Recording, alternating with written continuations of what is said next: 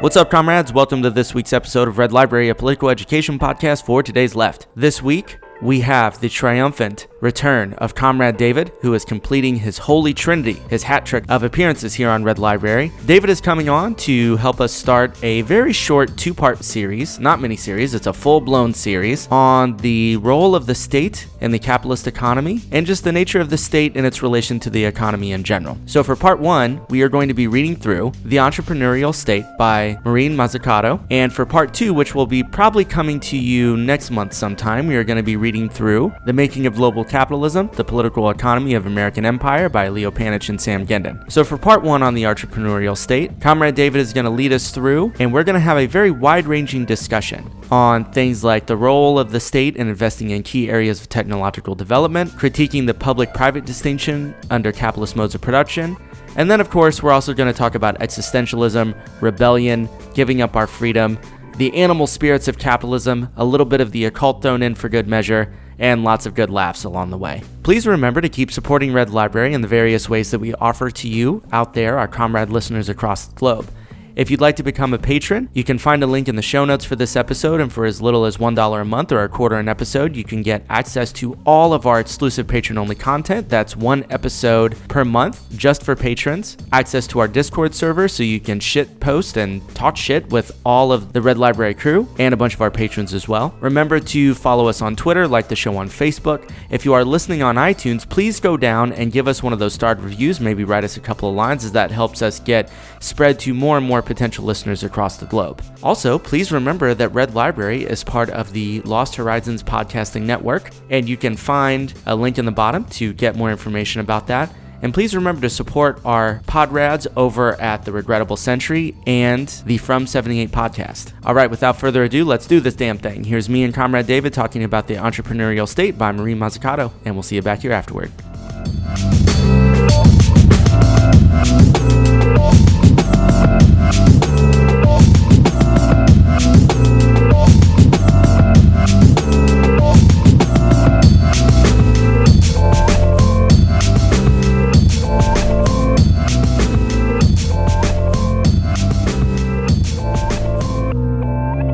All right, yo, comrades. Irashaimase.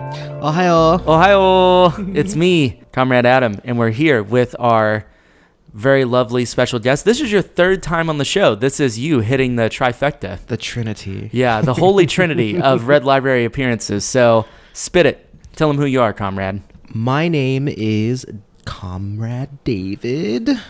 That is you. Okay, that is me. I just wanted to make sure. Yeah. Some existential shit.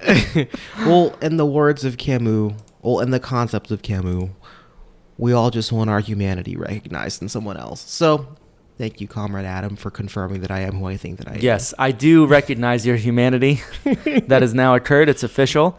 So we are here to talk about the state, the entrepreneurial state of all things. So this is going to be maybe the first of a two-part series. I think we had discussed you're going to lead this book, and then I'm going to switch off whenever we do the second part, and I really want to lead us through The Making of Global Capitalism, The Political Economy of American Empire by Leo Panitch and Sam Gendon, which I'm a big fan of. So I'm very interested to sort of read these two books together and how they sort of describe the role of the state and its function and the history of the state and how it works. I guess the empire, right? The global empire. The regime. The corporate regime.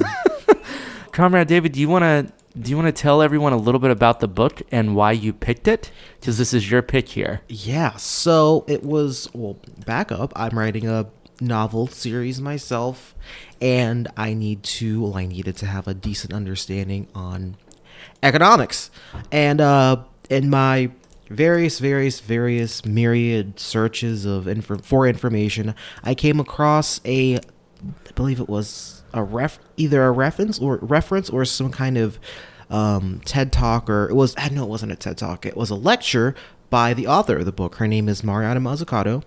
She is a professor. She is one of the leading economic thinkers in the world. She's from, I believe, New Jersey, but she's fucking New Jersey over here. Oh man, she's God, she is a wonderful woman, and she has that slight accent. It's not heavy, but you can hear the New Jersey, and it's just, I hope that's not offensive. Please forgive me if it is.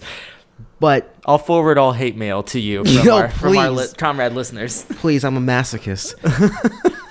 But so I listened to her give this wonderful lecture, and I can send you the link to it if you would like to post it. Yeah, we'll definitely put it in the show notes for people to check out. I mean, the lecture is essentially an hour and a half summation of the book, The Entrepreneurial State, what we're here discussing today. Do you know, when was this published? It was recent. It was within the last 5 years. Yeah, I thought it was like maybe 20... I think 2012, maybe 2015, maybe 2012. Actually, we have the power of the internet. I know, I'm going to look it up real fast just to... I realized that the most challenging thing about this book is spelling entrepreneurial every time correctly. It's from 2013. Cool. Yeah, so it was published in 2013, and originally it was a report by Demos, which is a kind of like a think tank, an economic and financial think tank in the UK. And she kind of just expounded on the foundation, and we got this wonderful, wonderful book. And what it discusses is the role of the state in entrepreneurship and innovation, and how we've had this misleading image or representation created that has kind of distorted the public's view and perspective and opinion on how state-funded institutions and government in general affects actual development and innovation. She focuses mostly on the U.S. because she explains that the U.S. is one of the biggest participants in providing a lot of research and development, tax incentives, et cetera, for corporations, business entities to, develop these products and things in general to stimulate the market. I'm wondering, how would you relate this to the idea of like the distinction between public and private, which I think in a capitalist system of production and the way that we understand the state now, that distinction is seen as being core, and that the public sector is seen as being inherently inefficient and, sort of ineffective in how it regulates markets and distributes resources. So is part of her project in this book to sort of undermine that distinction or to like be able to criticize that distinction in a certain way? I would say criticize and scratch that out and say directly attack. Oh, like that. I like that, yeah. She very aggressively hammers in the idea that the private sector is dependent on the public sector. Do you remember when we talked about, I think it was David Graeber's book, that I had mentioned, Carl Polanyi's The Great Transformation? Does this ring a bell? I would like to say that it does, but I hate that it doesn't.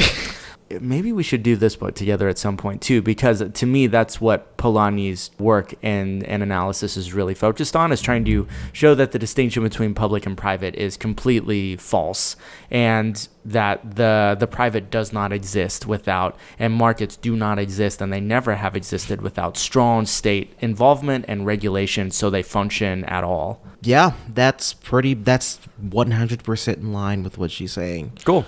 So episode over. The end. No. The end. One of the things I think that really hits home, and what most of the initial lecture I watched by her focused on, was Apple and how the iPhone. People look at the iPhone and how it's helped to stimulate the smartphone market, and they think, oh, it's this wonderful piece of innovation, blah blah blah blah blah. But what she explains in very, very thorough detail, and I believe it's the 5th chapter, is that all Steve Jobs really did, barring a couple of his own intellectual property items, was consolidate a bunch of pre-existing technology into one thing. And most of that pre-existing technology came from state-sponsored projects or state institutions. So almost like a kind of conglomeration of things that came into being, the precursors, which were developed from state funding and state-funded enterprises and sort of, I'm guessing, like either things related to like military hardware, precisely, things like that, right? Precisely, a lot of military hardware. In fact, DARPA in itself, we wouldn't have the internet without DARPA. That's right. The precursor to the internet was called DARPANet. The Department of Advanced Research Projects Agency, I believe is what it's called. So can I share something with you? Please. Do you want to know why I've actually been very familiar with DARPA since I was about 10 years old? Am I going to cry when you give me this You answer? might. I just remember playing Metal Gear Solid. And I remember that the DARPA chief was a primary figure, and it was my first introduction into critiques of the military-industrial complex and the role of state-funded technological programs and incentives and black budgets and all this other stuff. And I have to tell you that in a large way, I do think that I am a communist because I played Metal Gear Solid when I was 10 years old for about 12 hours a day. The Japanese knew what they were doing. Konami knew what it was doing. And Hideo Kojima is a radical motherfucker. Shout out to Hideo Kojima. Yeet, You're my boy. Big ups. And it's funny, actually, that you bring that up and the fact that, that video game is how you got that information. So another thing that Mazzucato tackles is the image, the idea that's purported, oh, the government is inefficient, there's too much red tape, blah, blah, blah, blah. And when you think about a movie or a TV show or any kind of media, that's typically how the government's represented, right? As some sort of almost comically inconvenient obstacle to whatever, say, a detective or a cop is trying to do, which leads the detective or cop to have to take alternative measures. Comrade David, are you trying to tell me that films might be very ideological? I mean, I'm not trying to tell you that, but if the shoe fits, you might as well wear it. You hear that? You heard it here first. Films are ideological. But it's funny. So that theme, I don't even know if writers and content creators are aware of that, but that propagates this image, and so that image is stuck in our head. We give our money to these corporations. We blame the government for things, when in reality, if we guide our government, we can guide research and development, and we can guide innovation. And I think one of the most important takeaways from this book is recognizing how powerful the public is. There is no public funding without the public. And so if we take better control of that, then we can have more control over these corporations. You know what I mean? So you see this as a way to think about how to check corporate power and influence, or to how to wrestle some of that back. Precisely. I'm wondering, for you, besides that, reading this book and wanting to talk about this and share this, I would be very curious to know how reading this book and watching that lecture influenced the work that you were doing for your novel. And then what do you think is the real value for listeners who, maybe have never even heard of this book, of why this is something worth spending your time and attention on? Oh man, let me take whichever one you want first. Unscramble my brain here. Well, first off, I just really wanted to understand how much power the people have in the US, and the power that we have is expressed through our government. So I wanted to be able to effectively discuss that and highlight that in my book. Now, the techniques in which I used to do that are through a wide catalog of imagery and tone and this, that, and whatnot. But that's the point. And what was the other question? I'm sorry, Adam. What influenced you or sort of inspired you to want to share this book? Oh, we have a hell of a lot more power than we're led to believe. And so maybe that the way that this whole discussion gets framed around public and private and the inefficiency of the state is kind of an ideological tool to help us not realize that we have that power. Exactly. I mean, you could call it propaganda if you'd like. I mean, I certainly will. I will absolutely call that propaganda. But yeah, the state is a leading force of innovation. It provides direction, and it crowds in private investment. Look at the medical industry or the pharmaceutical industry. I forgot exactly which institution she discussed, but she explained that the database for a lot of these medical or medicinal combinations of compounds, chemicals, that's from the state. We wouldn't have a lot of the medicine that we have because what's going to happen? What happens is these corporations, they chase profits. They're not able to take the risks that public banks that government banks or state institutions are able to take.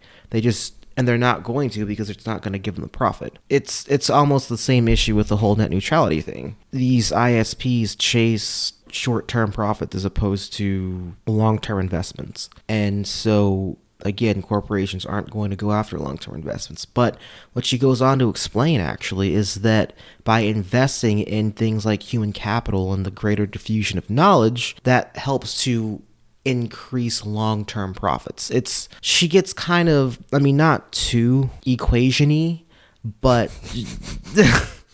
I guess mathematical. We don't do math good on Red Library.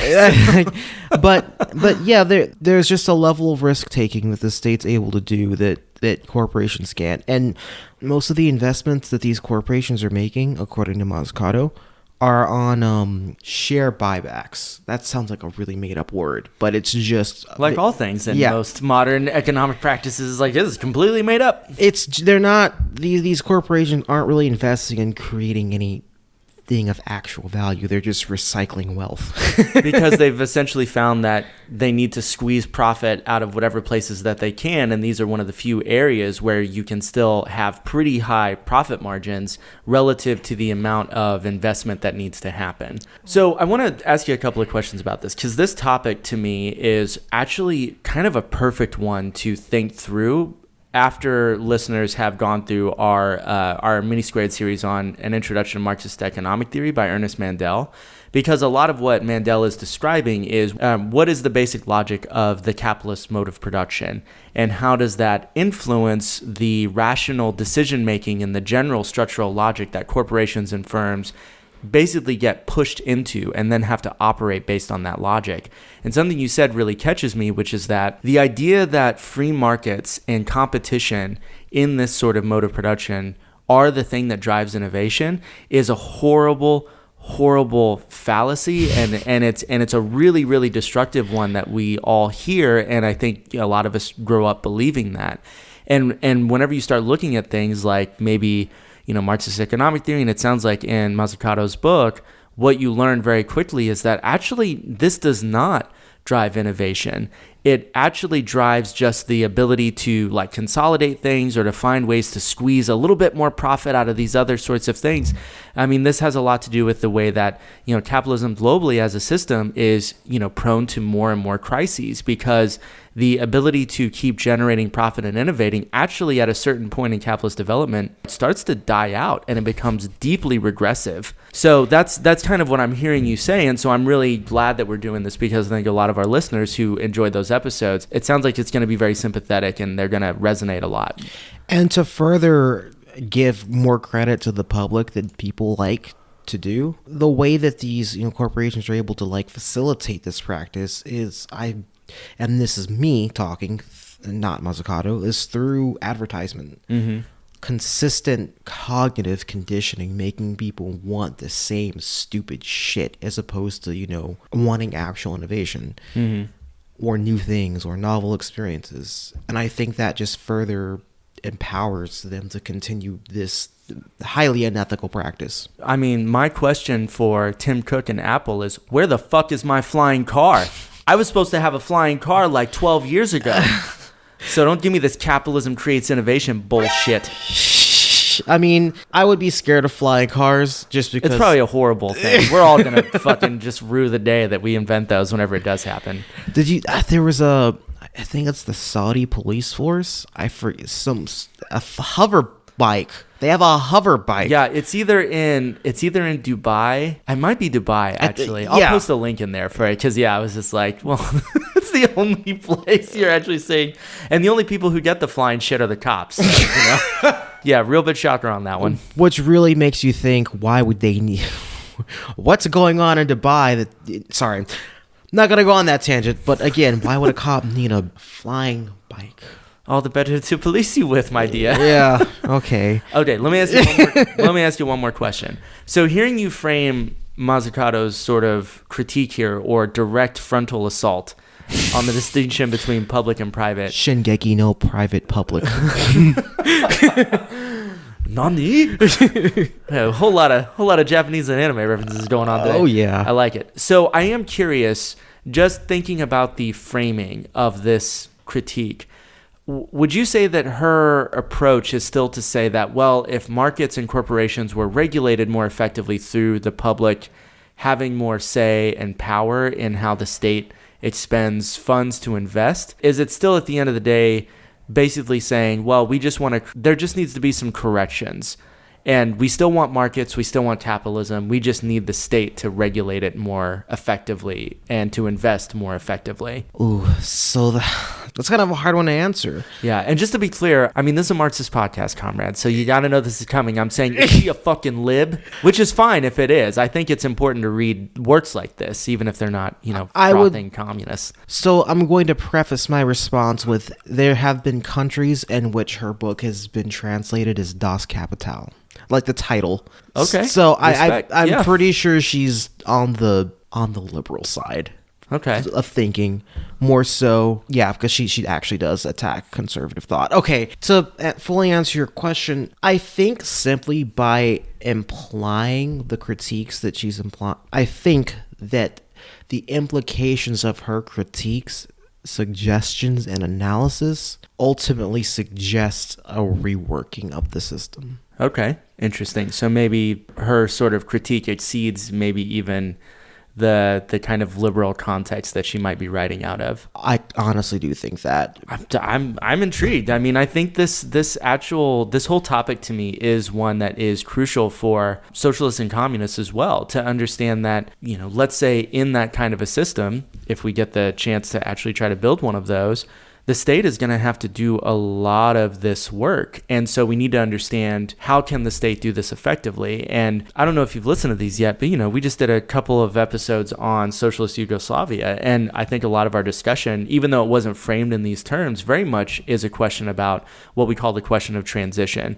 Like, what is the role of the state in stimulating investment and how we generate value? Where does profit go? Who benefits from that? How is it distributed? So in a lot of ways, I do think that this whole discussion is a really important one for anyone on the left, whatever, sort of part of that continuum you find yourself on, because again, these are these hard questions that we gotta ask and think about now.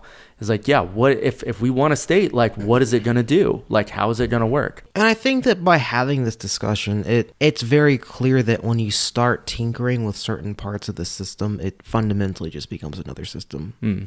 When you take that narrative away that's convinced people that the state is inefficient and ineffective, then that opens the possibilities for a greater public engagement. And when there's greater public engagement, that's when you start to see actual change. And in fact, she suggests something called Keynesian thinking with Schumpeterian investments.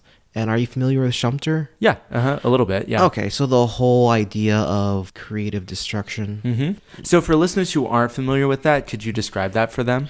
It's the idea of just an evolving economy. Just, new technology, knowledge, and practices emerging that kind of debilitates or makes obsolete things of the old, over the old economic system or economic sphere. And whenever she's thinking about, you said, was it Keynesian investment or was it Keynesian thinking? Keynesian thinking. Okay, so with Keynesian thinking is the idea of just that the state has to be basically investing and like putting funds and capital in, and then part of the Schumpeterian part is the sort of like creative destruction once that those investments are made. That's exactly okay, got it. Yeah. Wow, it's like you read the book, Adam.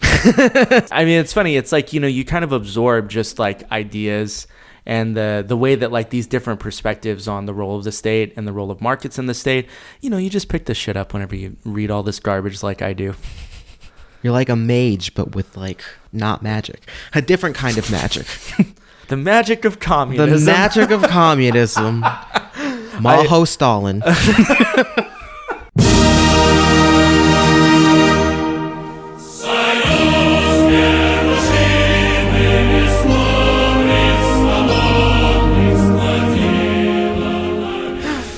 I have 100 on my authoritarian score. I will tell you, I was talking to an old friend of mine earlier today, and they said, I've never heard someone connect up everything to communism the way that you do. What the hell is wrong with you? Yeah, gets my... Actually, I'm not doing anarchist snaps anymore. I'm doing Stalinist claps. Yeah, let's bring Stalinist claps back. That sounds like a really bad STD. Stalinist clap back. A communal STD. Had an interesting night on Twitter, and I got Stalinist clap back. God. Woo! All right, we've got a spicy one coming your way today, comrades. So, Anyway, on that note, what she does spend.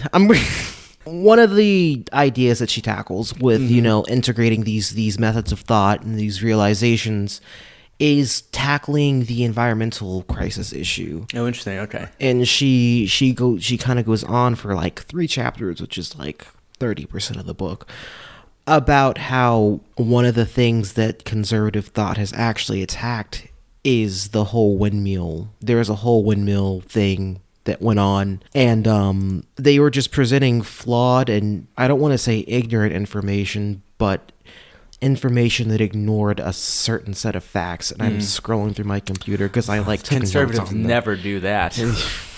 Blasphemy, dude.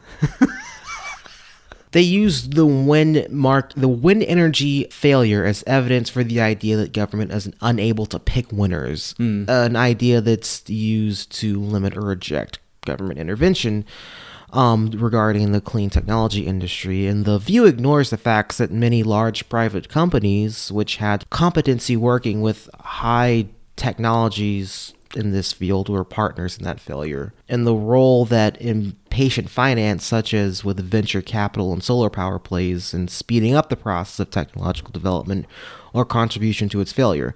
Instead of, again, long-term investments, it was the impatient finance that, that screws over the whole solar and windmill markets. Essentially because of that logic which strives for short-term gains and profit over long-term investment and gains. Precisely. That's capitalism, folks. This is not what Adam Smith wanted. Again, as me and Comrade Commissar Don have said multiple times, it's like these people just don't really read Adam Smith. I would at least be somewhat pleased, or I would have more respect for them if they at least read Adam Smith, I think. At least I could say, I don't want to say they're not a formidable adversary because they have fucking all the wealth and all the power. So they are the most formidable adversary, but intellectually, Well, when you have enough money to justify, what is it? Money can justify what you, money can also justify, I don't know. Money sucks. It does. That's it. You heard it here first. Money is fucking trash. Money bad. Money bad. But yeah, and so you have an issue like the environmental crisis that we're unquestionably going through. We've had several of the hottest years in Texas over the past several years. I don't know why people are still denying the shit, but anyway, and so that ties into the whole idea of a symbiotic ecosystem. So the symbiotic, ultimately, with these entities with this vast amount of power, and this vast amount of power that they are taking from the public through the tubes of the state, are they parasites, or can we actually make things, symbiotic? One of the things that she explains is that she loves shitting on Apple. I think she just has a vendetta against Apple. I'm not an Apple stan, so I'm here for it. But she explains how one of the things that Apple does is it has different shelf companies that it uses to have to pay Nevada taxes while doing work in California. And so you have these companies taking all this research and development, all this information, all this literal labor from the state and profiting off of it, while the state's not getting, through loopholes and whatnot, they're not getting the correct returns on tax receipts. And so at this point, it appears to me as though we're just letting these financial titans run free without any check on them. And we have the ability to put a check on them, or at least to try. If you honest to God or honest to whatever divine cosmic force you may or may not believe in, think that you don't have any power to do something about the situation, then you should really rethink the society that you live in. Because we live in a society. Because we live in a society. We do. So what's your thought then, and maybe from Matsukato's book, why don't we understand this, or why don't we actually try to wrestle that power back? I think that goes back to the narrative that's purported, state's inefficient, blah, blah, blah, blah. I think that advertisements keep people addicted to products. People want products. People give, and therefore they give money and more power, aside from their already contributed taxpayer dollars to these corporate entities and financial titans. I honestly think that there's this weird like addiction that we have to the system. And I mean, just based on how the human brain works, and I feel like I always go back to based on how the human brain works and neuroscience and blah, blah, blah, blah, the survival function of a brain is to sustain a norm. And when you start recognizing that like literally everything you do is giving money or giving power to a force that's literally oppressing you, then it's debilitating. It's emotionally disturbing. It's just more safe and comfortable to remain inactive and remain complacent. But I mean, whenever you go home and you're mad because you had to spend the majority of your day doing something for someone else as opposed to living your life, I mean, I think it's important to remember that a lot of that keeps happening because you keep giving power to the wrong people. Which implies that there would be the right people to give that power to. I don't think... I don't know if I'm not an absolutist, so I know you're not. That's why I'm pressing you on this. I wouldn't say that there's a right person or people to give this power to. But I would very strongly suggest that there is a more proper, effective, efficient, and ethical way to manage that collective power and make it more beneficial for everyone. Remind me, was it on our last episode or at maybe a house party where we were drinking vodka out of a skull that you and I talked about Etienne de la Boétie? That was when we were drinking vodka out of a skull, because I was thinking about that very conversation sometime like the preceding week, and I was really excited and happy, but I couldn't remember who I was talking to about it, and I was like, oh yeah, it was Adam. Well, because the reason I bring this up is because I think that hearing you talk about this and maybe the sort of states of Mazzucato's book, right? Because if she's saying, you know, part of why we uphold this distinction, this public-private distinction, is really kind of an ideological dominating sort of effect of capital and of corporations and how much power that they have. It seems like what we're getting at, or what you're sort of describing, is the question that de la Boétie posed, which was, why is it that we volunteer to be servants of people who oppress us? You know what I mean? He wrote that in like the early 16th century. So, I mean, we're talking about a fundamental question in all of... literally pre-capitalism. Yeah. I mean, I would say like it's a question about like politics and subjectivity in political systems that are very domineering and oppressive.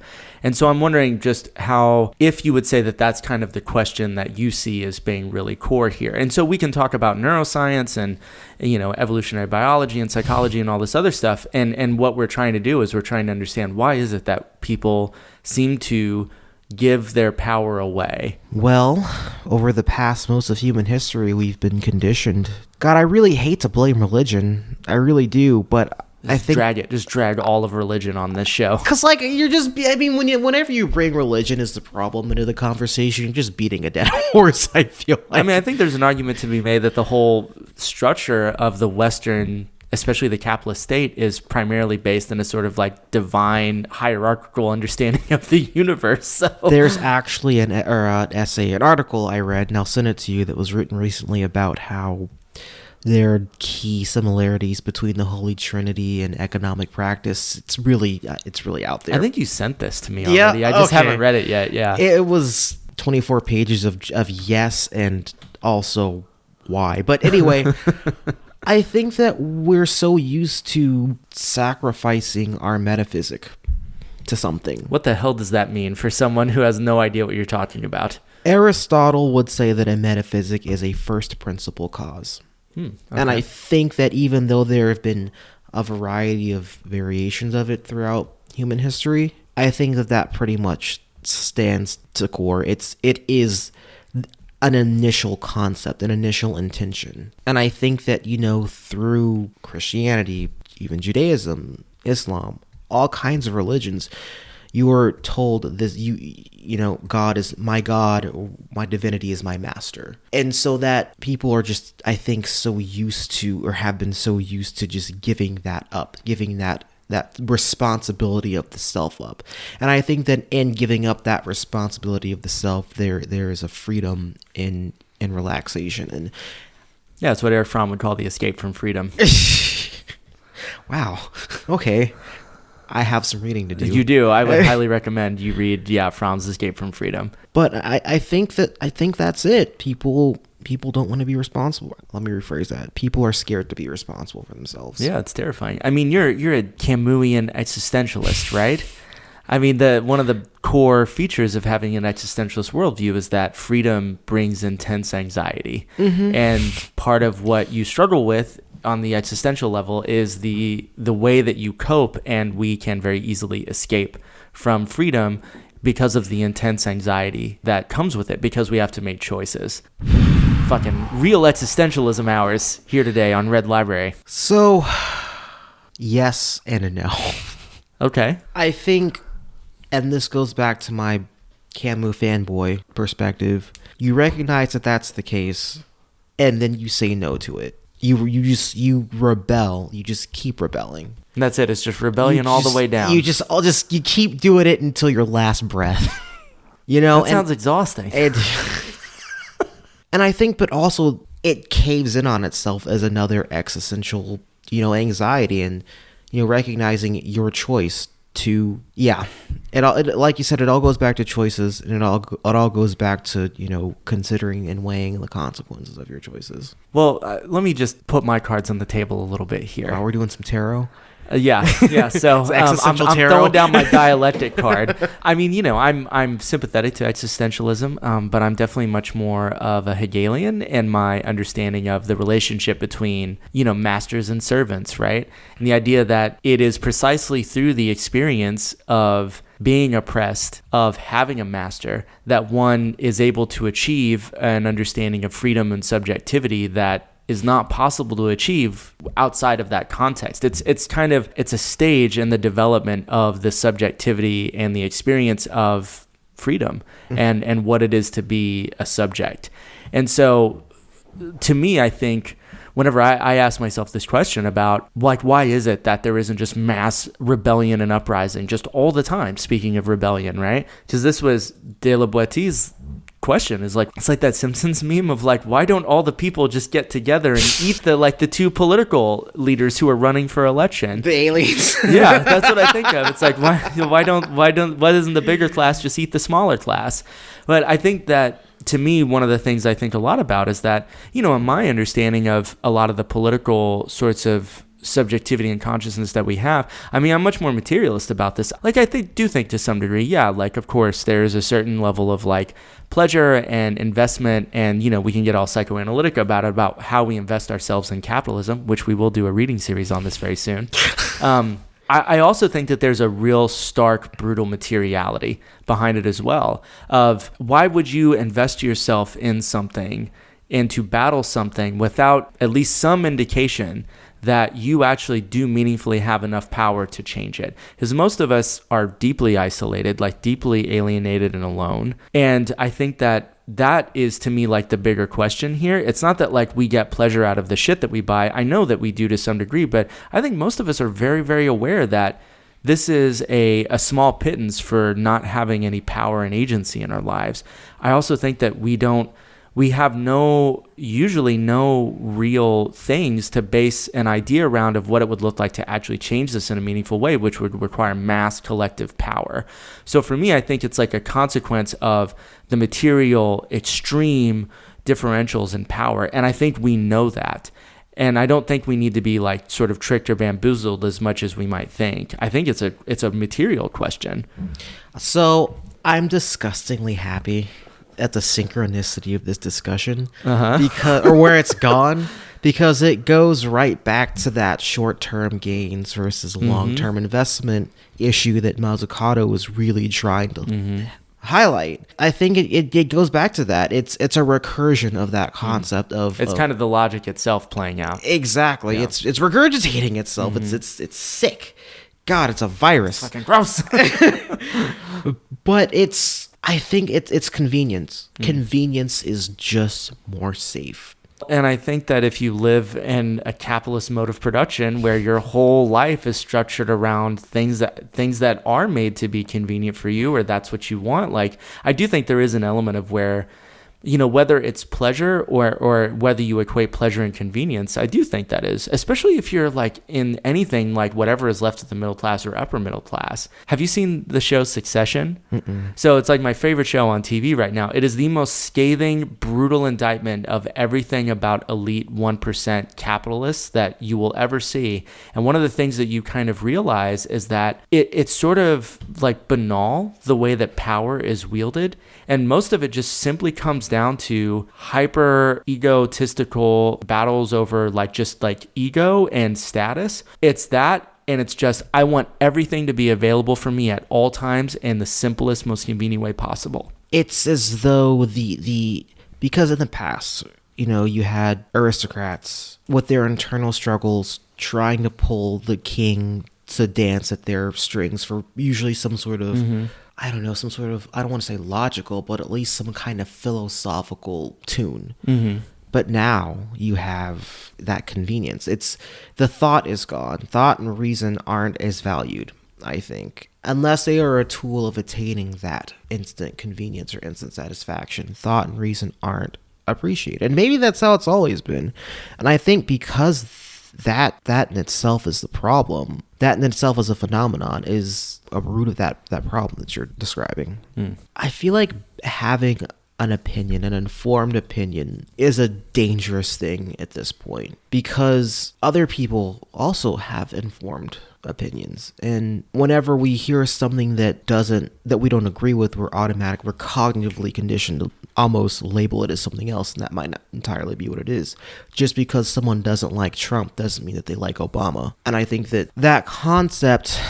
Sorry, I'm getting really long-winded about this. No, it's okay. Keep going, and then we'll get back on the book. I think that concept is, that practice, that thing, that phenomenon is a part of people not the banality of the wielding of power.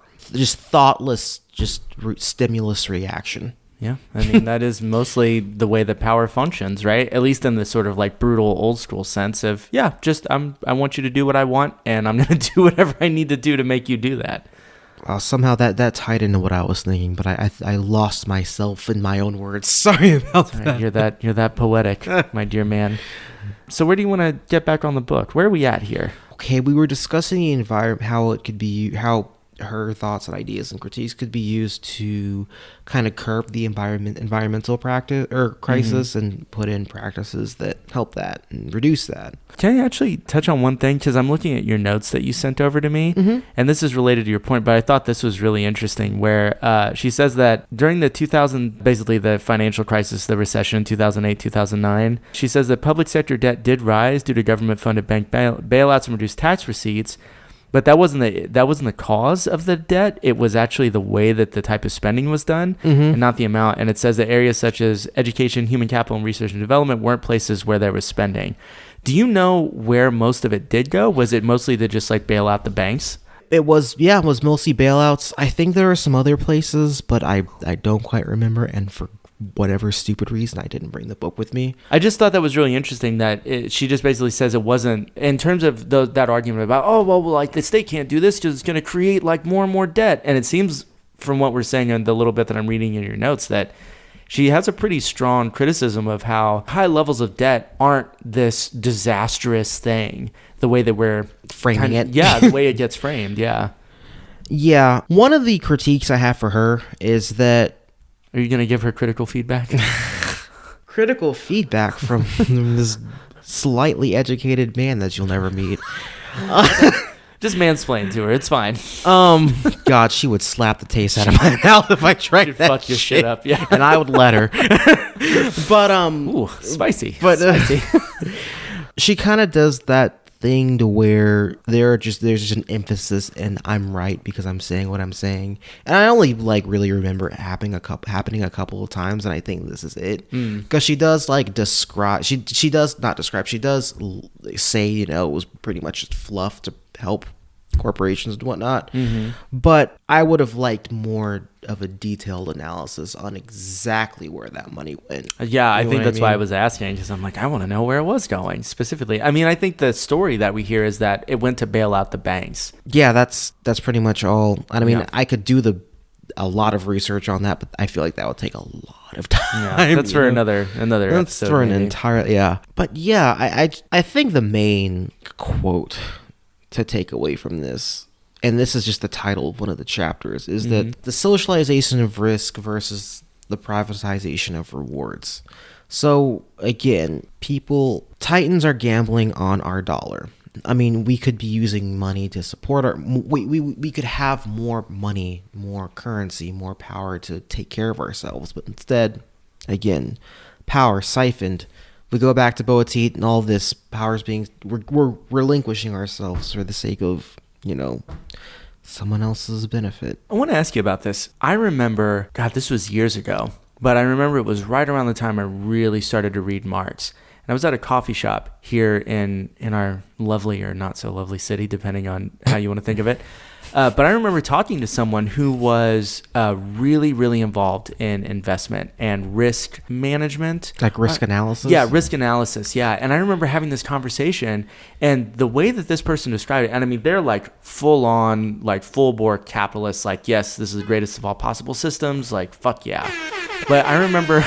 That was a direct quote. But I remember like hearing them talk about the way that they said, well, a lot of times in trading and in markets, like everything is now about like where risk is, like the levels of risk and how that gets sort of distributed globally.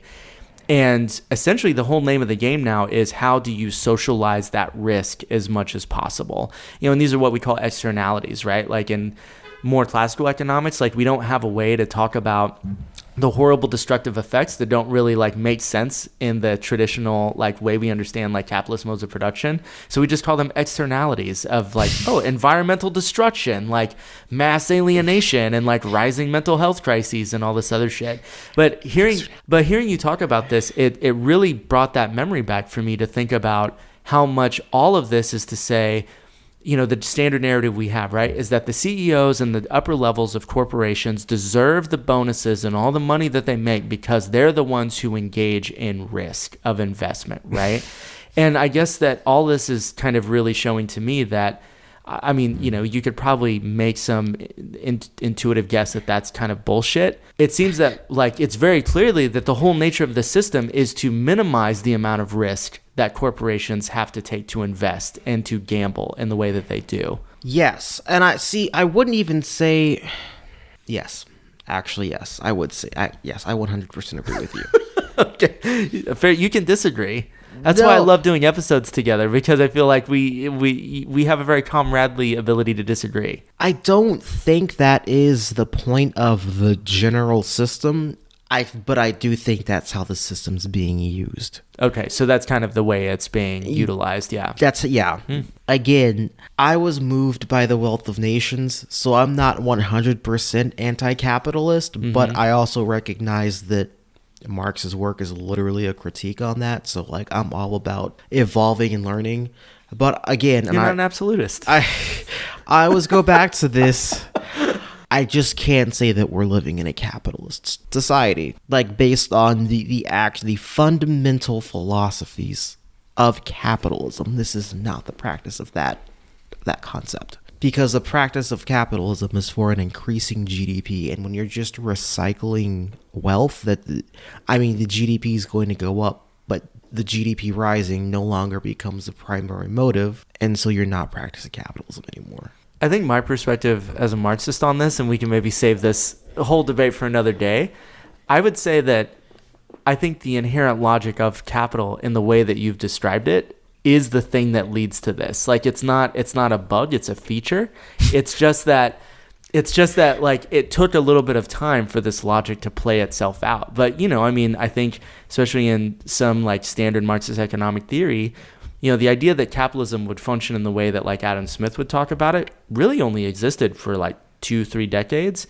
And then very quickly we moved into monopoly capitalism. And then all this stuff and the way that this plays out is kind of an inherent feature of the logic of competition and of exploitation and how production and circulation work. Again, that's, I don't know if you want to get into that right now, but that is sort of my way of thinking about like whether we actually exist in capitalism or if it's like crony capitalism or however you want to describe it. Oh, it's unquestionably crony capitalism. Yeah, I think my thing is just that I think that's definitional of capitalism is that it becomes cronyism. So. Okay, so you think that it's bound by its nature? Yes, I do. Yeah.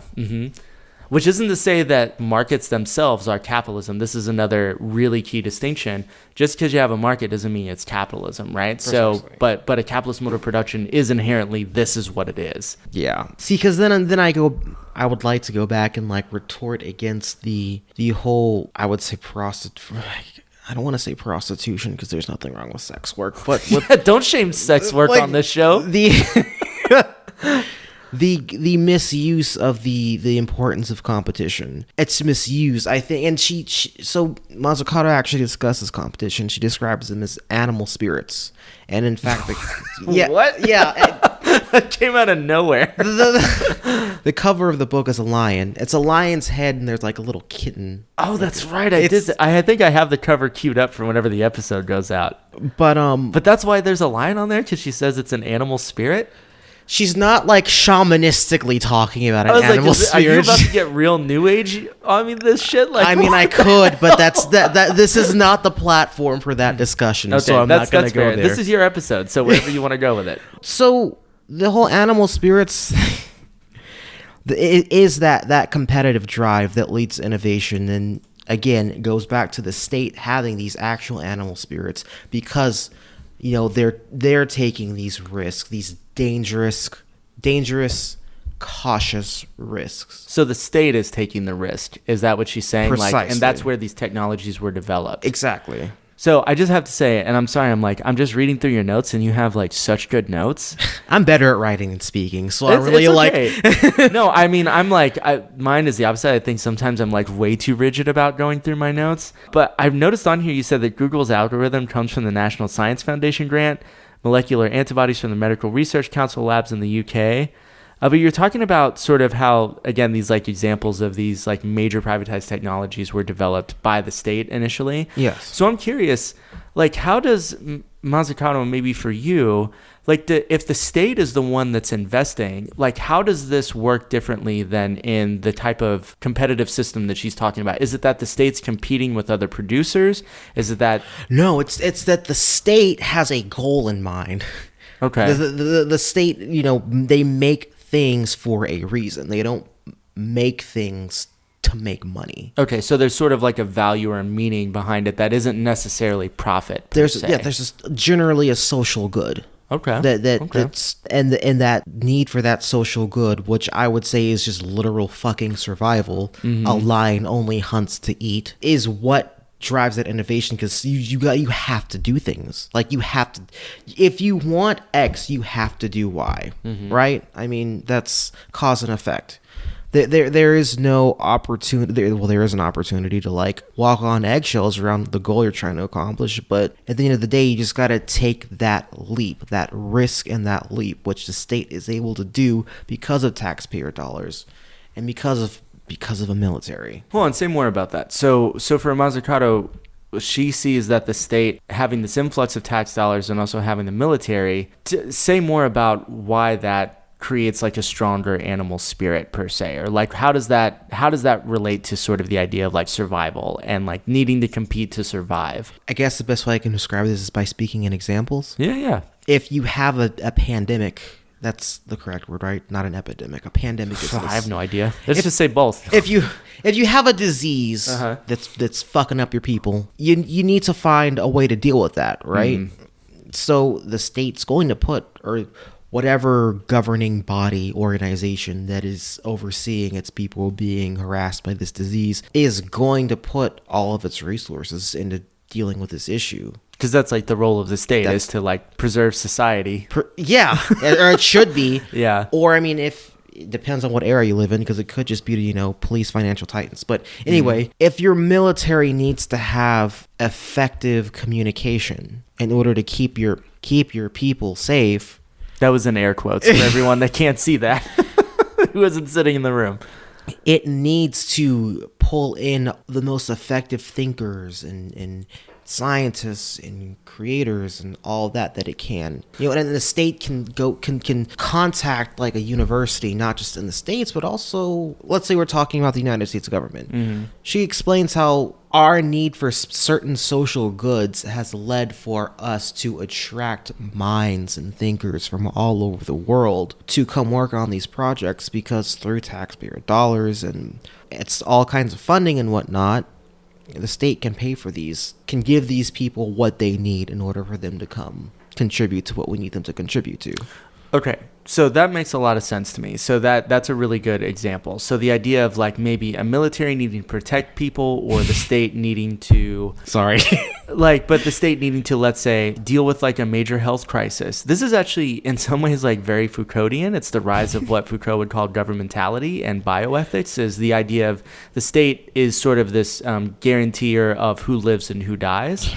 So it's really interesting because this actually connects with a lot of our Foucault episodes that we've done. But I wanted to ask too, I mean, in this idea, I guess, how would we understand the connection between, the idea of like, okay, taxpayer dollars are going to the state, and the state has to, like, the military and the need to protect people or protect its borders. And I'm going to just bracket the question of imperialist expansion and the way that capital drives imperialist expansion for a second. But even in this idea, like, the first question I have is, okay, so what about something like actually like DARPA or like the CIA or like, these huge institutions that have these black budgets? God knows how much fucking money is going into them. And the technologies that they're creating seem almost entirely superfluous. I mean, I'm wondering, is the idea that, well, it's the interlocking between like military industrial contractors and manufacturers and the state that causes this kind of almost like corruption, I almost want to say? So let me get this straight. You're asking how she would posit dealing with a situation like that? I'm just wondering what it helps us understand, because I mean, hearing you talk about this and reading the notes that you sent over a little bit, my impression is she's saying, well, if the state has more investment power, or it has sort of the leading edge and it has a meaning and a purpose, right? I guess I'm just trying to think through, okay, well, like, who's to say though that like the CIA or the FBI or like Department of Defense or whoever, or the Pentagon, wouldn't just start funneling all this money into making all sorts of just wild shit that could be completely superfluous and not really be useful or have a meaning or a purpose at all? My response is that I think it goes back to the fundamental idea of what a society, or what a society and a government is supposed to do. It's expected that a government, that a society, authority figures, etc., if they're in that position of power, what good would it do for people to, I guess, die, unless there was some kind of poor philosophical corruption or whatnot at hand? If you're looking at the actual, the pure intent of those positions, and I guess it's hard to to kind of expect people to play those roles even in this theory that she's presenting. If they are adhering to those pure roles and positions, then you wouldn't expect for them to create some bullshit, you know what I mean, unless it's for lack of a better term necessary. Okay. I think, maybe my question here is the claim in Mazzucato's sort of way of saying the state should function like this. It's about like what should happen. What would be most effective? Okay. Yes. Because, and I think that, what I draw from the rest of her work is that what she discusses is also the diffusion of knowledge, which is, people just generally having more knowledge. I think if people generally had more knowledge, then people generally wouldn't let something like that happen. If they actually knew what was going on. Exactly. Okay. And knew the extent of the power that they had to be able to prevent something like that from happening. I mean, of course, everything comes with a cost, and there's always conflict, but well, you see what I'm saying, right? I definitely see the point. Well, you can keep moving on. Thank you for answering that. I'm not giving you the softball questions. Oh, no, please don't. Make me feel bad about myself. That's all right. You'll just join me down here in my little dark hole that I'm in. Or maybe you'll be joining me. Real boomerang. Or hey, we'll be here together, my dear friend. Where do you want to go? Oh, I actually see you have Carl Polanyi in your notes, speaking of which. I don't know. I feel like we've touched on all the important parts. What I wanted to say. what I wanted to say. Can I maybe like pick through and ask you your thoughts on like a couple specific things that Please. that are catching my attention? Yeah. So maybe this is going back to where you were talking about Keynesian fiscal spending and Schumpeterian investments. You have this line in here where you say redistributional policies alone don't cause growth. Do you remember exactly what she was describing with that, or where that point was coming from? Yeah, she was basically saying that throwing money at a problem doesn't fix it, because that's what tends to happen. The state will, through tax incentives and whatnot, throw money basically, or save money for these corporations. Mm-hmm. That doesn't cause innovation. What causes innovation is, and that goes back to what we were discussing on the whole 2007 crisis, is that it's about how money is spent. Yeah. What she was explaining at that point was that more investment in spending in human capital and technology and resources, and making sure that that's where the money is going, is what will be most beneficial and most effective in actually innovating and creating new and leading to that Schumpeterian, destruction of the old and creation of the new. Okay, so maybe a lot of it is just really driving about, it's not just investment, it's like how investment is happening and where it's going. Precisely. It's really key. I want to talk about venture capital. Oh, can we talk about some VC shit? Oh yeah, Yang Gang 2020. Gang. Have you ever watched Silicon Valley? No, I'm familiar with it. I don't watch TV. Oh, you should. I think get mad. You should make an exception for at least early Silicon Valley seasons. Do you want to know why? Yes. It has one of the most ruthless satirical presentations of venture capitalists I have ever seen. Oh, yeah. There's a great scene, and I'm not going to ruin it. I might actually paste in a clip if I can find it, of this like weird venture capitalist guy. I can't remember his name, but it's a thing about he makes a connection between a locust swarm and sesame seeds on the buns of Whoppers from Burger King. And then he basically is investing and trying to recoup like this huge risk, this huge loss that they had from like actually taking a really stupid risk in an investment. Yes, we need money now. And I'm sure that Burger King and sesame seeds and whatever else you've been mumbling about in here all seem lovely to think about, but they have... Myanmar and Brazil. No more of this, okay? Are we getting the money or not? Will you please just tell us what the hell is going on? Amusing coincidence that 2 of the 3 countries that provide the world's sesame seeds have such large cicada populations, no? The cicadas of Myanmar emerge every 13 years, while the Brazilian cicadas emerge every 17. Next year, they will hatch simultaneously for the first time in 221 years. Crops from both countries will be decimated. Unlike Myanmar and Brazil, Indonesia has no cicada population. I was surprised to see Indonesian sesame seed futures priced so low. I made a purchase, and now, if the shortage spikes the global price even 10%, we'll profit... Evan? $68 million. If you wish, I could tap that projected revenue and make you a bridge loan of $15 million, gentlemen. Unless you need more? No, thank you. Holy shit. Yes? Happy? See? I told you he was taking care of it. And now, would anyone like some BK? Evan was kind enough to go out and get breakfast. It's just sitting here. Actually, I'd love some. Thank you so much.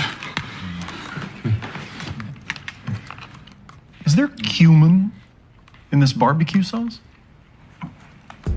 I will definitely find out. Please do. But the way that his character is depicted is just to me like one of the most hilarious things about that show, because it's sort of, I think, the idea of venture capitalists being, these brilliant innovators who are at the cutting edge of economic growth and innovation. And it just basically shows they're just a bunch of kooks. Yeah, just kind of like weird fucking assholes who like are just ridiculous and like really foolhardy a lot of the time, or just like the dream that they have of how like they're so brilliant and how they connect up all these like global patterns and markets and stuff. It's amazing. It's funny because that's exactly how a venture capitalist is also depicted in Avatar: The Last Airbender, The Legend of Korra.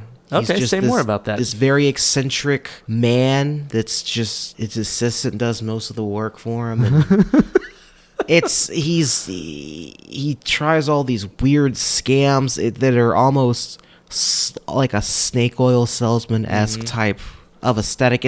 But yeah, I think that Have you ever seen the BitConnect guy?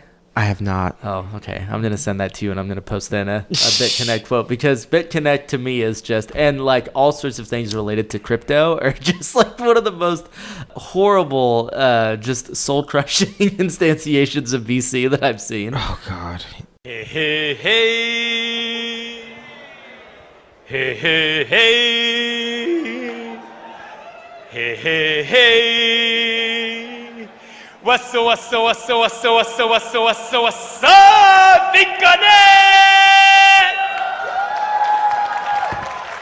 Hey, everybody. My name is Carlos Matos, and I am coming from New York City, New York. Let me tell you guys that I am so excited. I am so happy. I am really so thrilled to be right now sharing this amazing, glorious, super and exciting moment of my life with all of you guys. And let me tell you that we are really changing the world as we know it. The world is not anymore the way it used to be. No. Be connect! Wow! Be connect!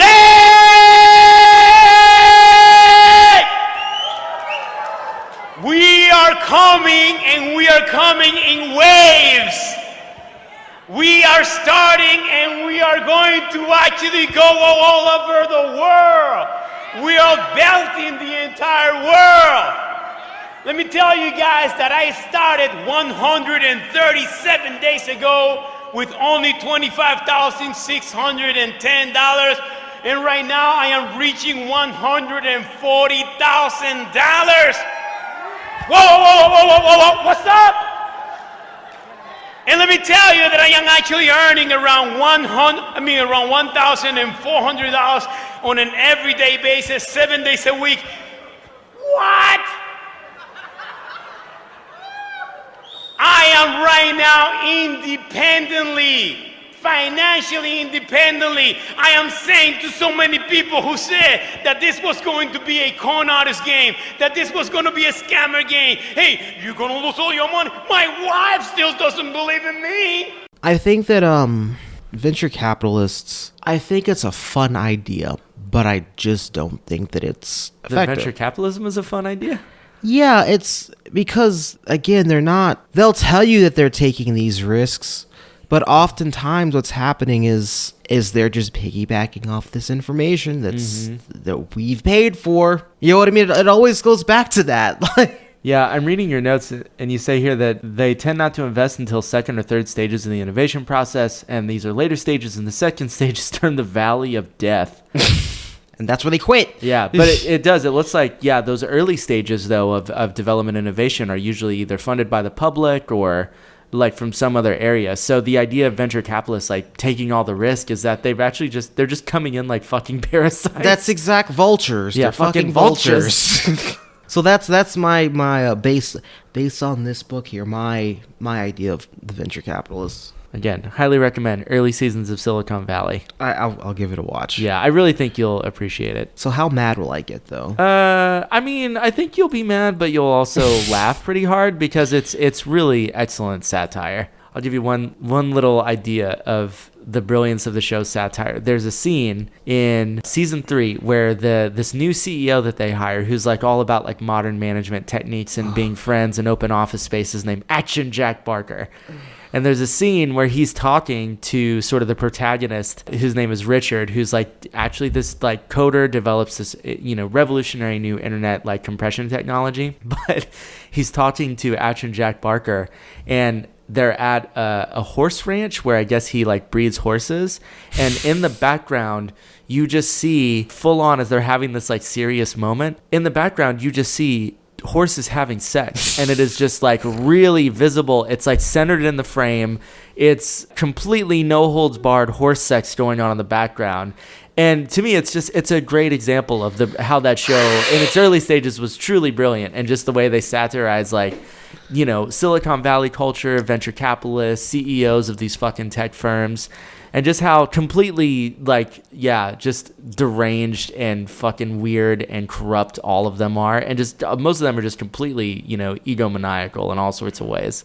God damn. Yeah, that's quite a reaction face you have going on there. It's the how did... I shouldn't be, curious as to how PETA let that happen, but, that's my first response. Is that legal? It's a great show. They're characters. They're characters with a lot of money. That's what... I don't think that's far up. I don't know that I've ever met a venture capitalist, but in the weirdness of life that I've lived, I wouldn't be surprised if I did. I'm trying to think if I've ever met a venture capitalist. I feel like I've met people who work for venture capitalists, and it's one of those things where I just silently do what's called an Irish goodbye in the tradition of my people, and we just sort of leave without saying a word. I just slide out the back door. Oh God, literally repulsive. Yeah.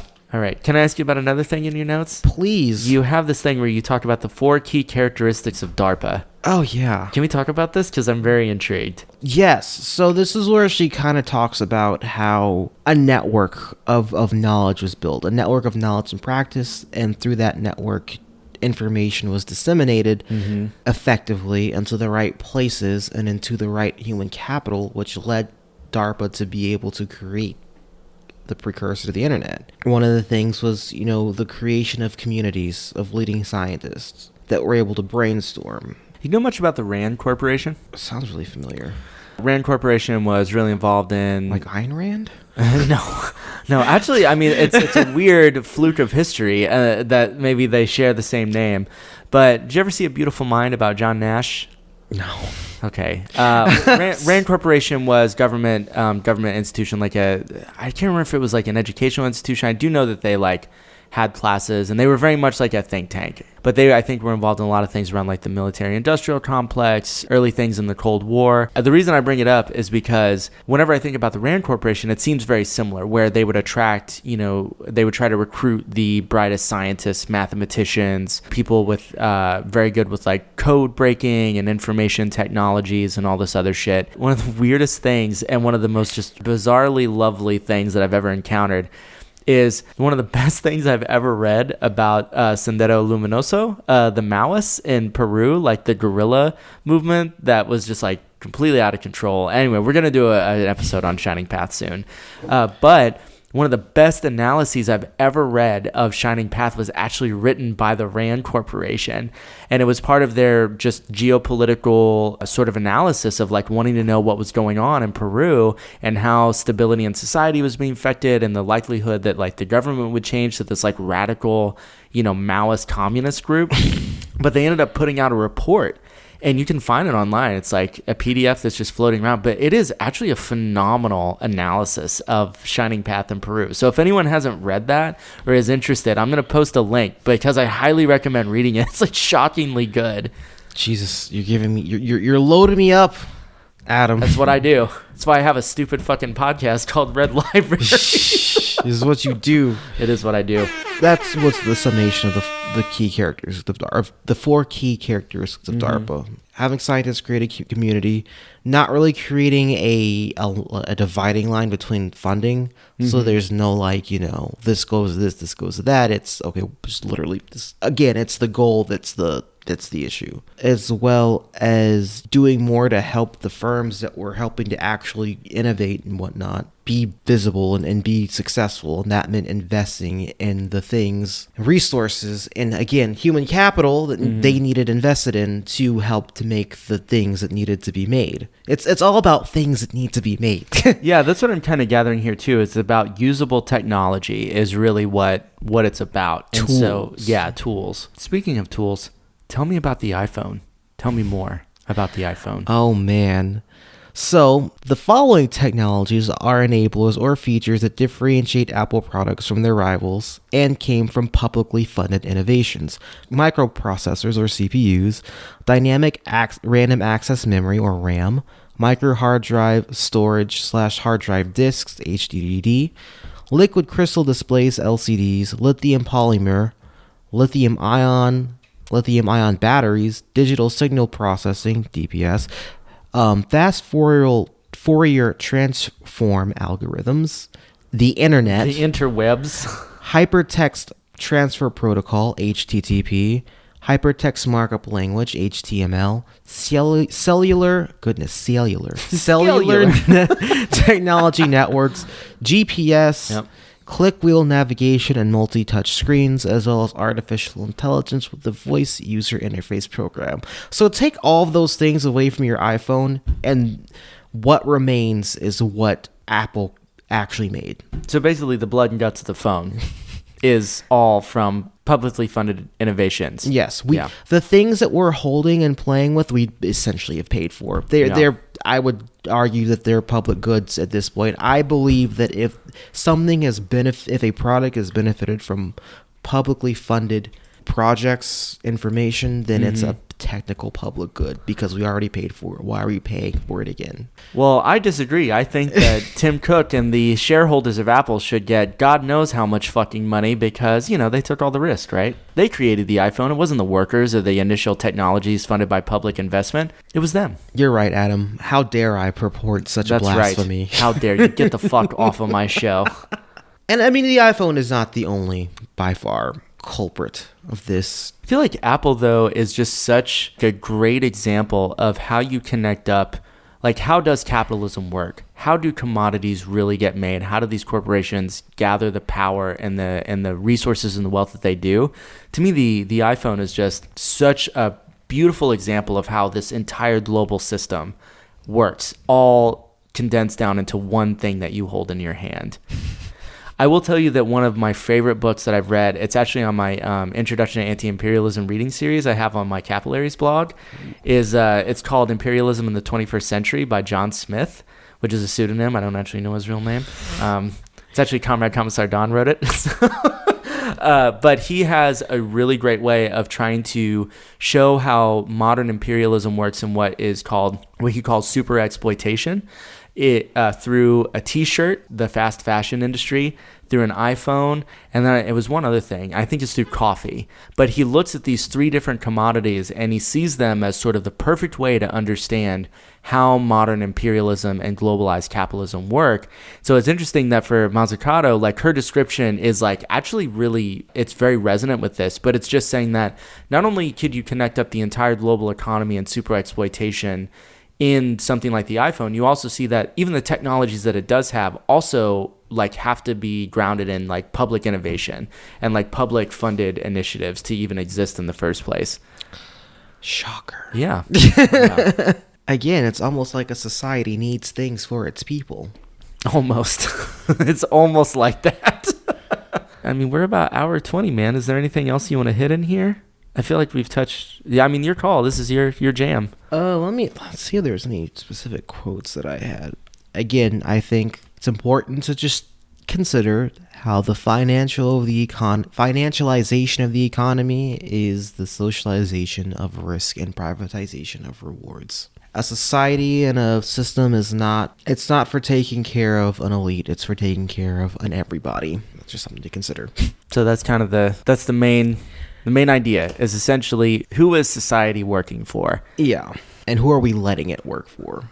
How much power are we pretending that we don't have, or are we ignoring for the sake of convenience? So I'm going to ask you a question, and I don't like asking this question because sometimes I get really annoyed whenever books end this way. Does Mazzucato have suggestions about what could be done to change the way that this all functions? I think that her book is supposed to be a suggestion. Mm-hmm. I think that it's more so of a diffusion of knowledge again that ties back to one of the techniques she discusses.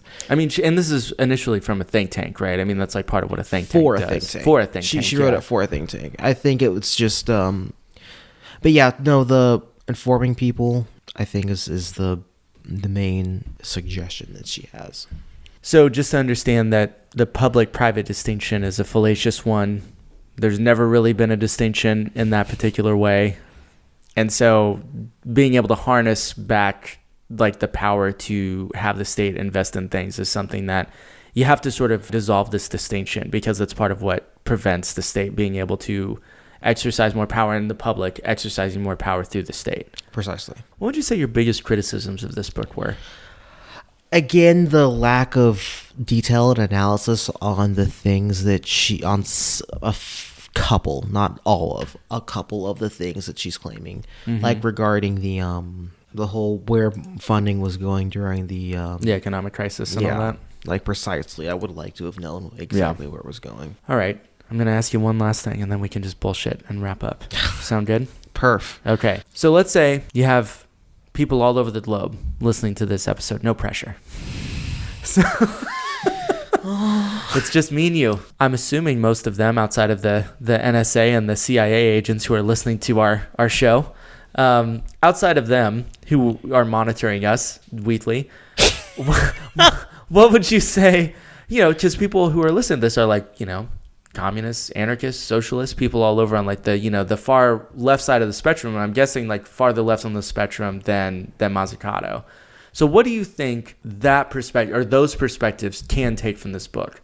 Like, what do you think, or even just like you, like, day-to-day people, right? Like, we're not academics, we're reading this shit. We're not like in public policy per se. I mean, like, what can we take from this book? What should be the lesson or what we can do with what we're learning? I think it's confidence. The recognition that your actions can and do matter. You are contributing to the things that hurt you insofar as you're not fighting them. And I think that this... Do you want to join my guerrilla movement? I'm offended because I thought I was already a part of it. That's right, you are already a part. That was a test. You just passed.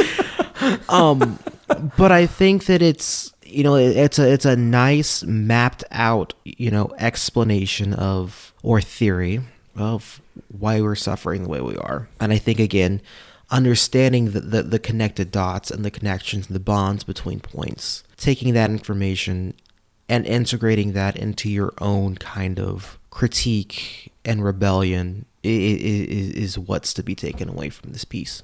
Okay. Yeah. Do you have final thoughts? Stay strong, my friends. Just because you fucking need it. Don't concede. Yes, it's scary to rebel, but it's much more fulfilling than just going along with the bullshit. I'm going to end with this, and this can maybe turn into a small concluding discussion. For you, as a Camusian existentialist focused on rebellion, so for you, like, what does rebellion look like day to day? Like, reading stuff like this and trying to integrate it, how does that show up for you? Really thinking about what my next move is going to be, and really considering it how it's going to affect the rest of the world and what risks I'm willing to take. What atrocities I'm going to concede to would sound dramatic, but it's really not that far off because what you buy is gonna like. Oh, I think that's one of the things that's so like debilitating for a lot of us, right? The idea that, if I really, speaking of knowledge, if I really know all the vast, untold amounts of human suffering that went into me to have this thing, that is an atrocity. Like, that absolutely is an atrocity. It's one of the reasons why I think it is so difficult for us to really grapple with that on a day-to-day level.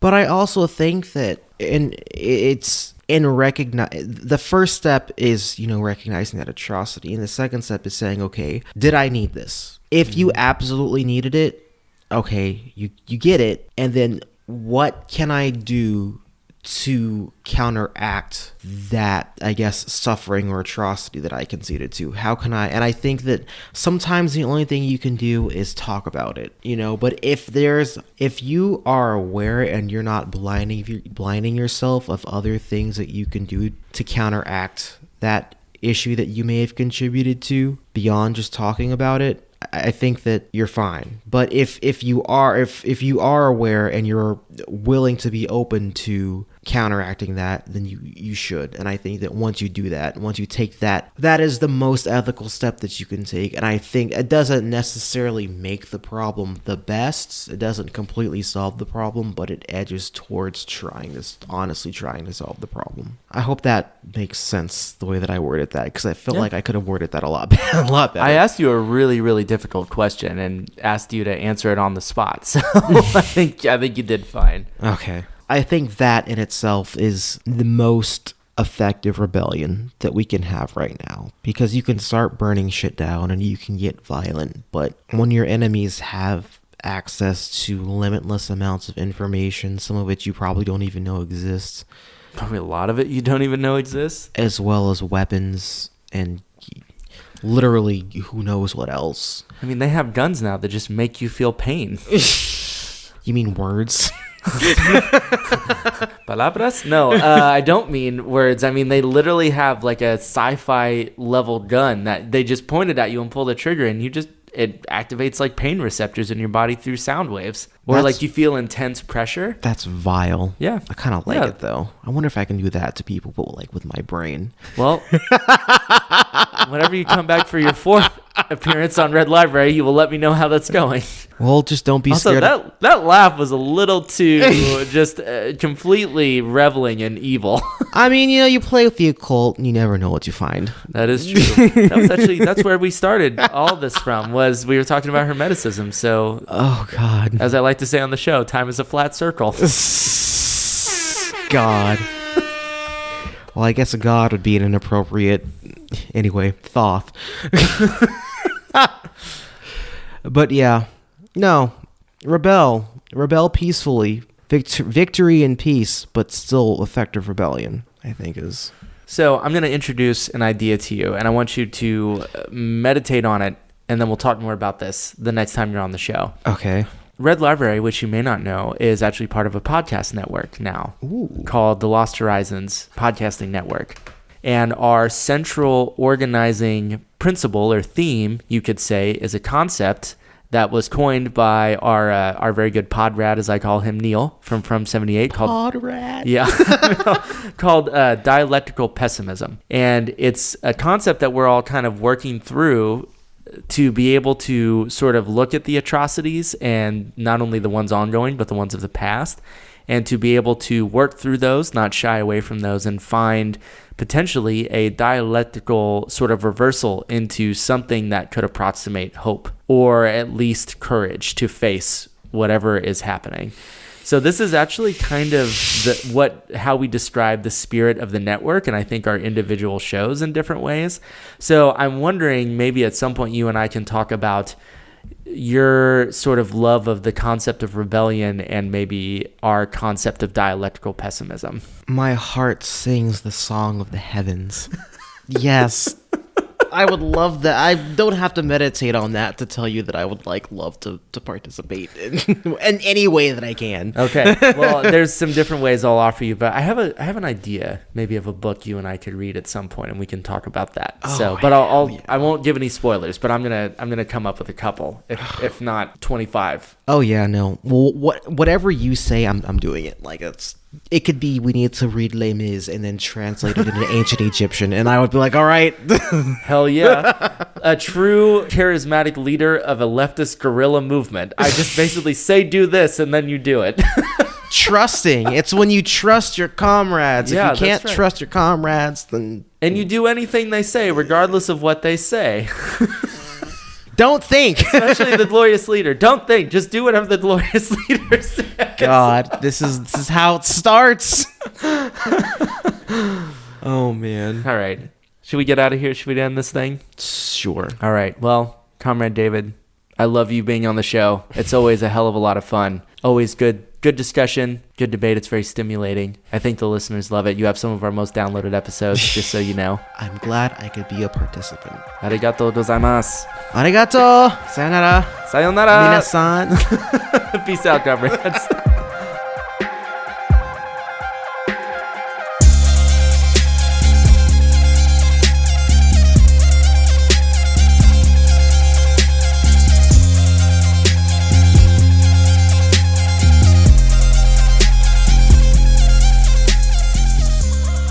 That does it for this week on Red Library. Big thanks to Comrade David for coming on yet again to live, to laugh, and to love with me here on the show for all of y'all's benefit.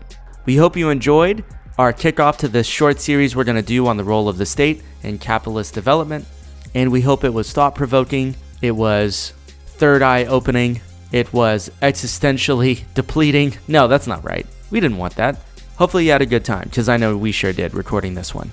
We're going to get out of here for the week. We'll see you back here next week. Same time, same place, Sunday evening at 7 p.m. Central Time for our next episode, which may be one of a handful of things. We have some really interesting stuff up on the queue. We got a new reading series coming your way on Todd McGowan's Capitalism and Desire, the Psychic Cost of Free Markets. We're going to be finishing up our Ernest Mandel mini-squared series on Marxist economic theory. And I am very excited to say that I'm going to have a very excellent guest coming on to explain Deleuze to me, or I'm going to fucking kill him. That's a little extreme. Please don't call the cops, don't report me, don't do anything like that. That's some copy pasta. It's a great Deleuze joke. Don't worry, I'm sure we'll reference that in the episode, and all will be made clear, comrades. Until the next time, take care of yourselves out there. Stay hydrated, stay motivated, stay emancipated. Keep fighting, keep dreaming, keep hoping, keep looking for that dialectical reversal of pessimism into hope, or at least the courage of hopelessness, as our old boy Zizek would say. And as always, just remember, we out here. We ain't going anywhere. And we'll see you next time. Red Library out. Peace.